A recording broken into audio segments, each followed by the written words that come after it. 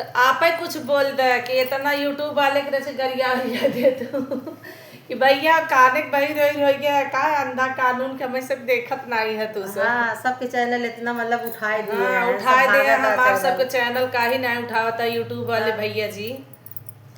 लाओ ताल झांझ बजाऊ दीदी बताइए ले पीटत रहे हमें पीटत रह ऐसे थोड़ा है देखा ऐसे हल्का हल्का ऐसे ही। हमसे ना बना दीदी ऐसे कर चल कुल हम न बजाई पाऊ तो देखा चिंता भाभी आप थोड़ा पीछे हो जाए हमार अंगूरी जोन बा एहर एहर के हमारे बगल कहती कहले हाँ ऐसे हाँ बस करके चले चाहे आए जाबू सब जनी चल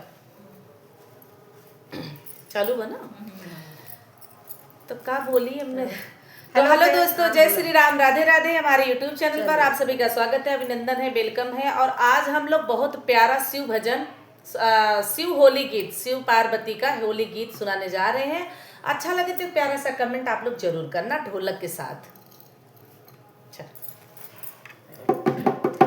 शिव गौरा से खेलै रंगनवा सखी, शिव गौरा से खेलै रंगनवा सखी, शिव गौरा से खेलै रंगनवा सखी, शिव गौरा से खेलै रंगनवा। आगे आगे आगे गौरा आगे फिर से गावा, रुक जा।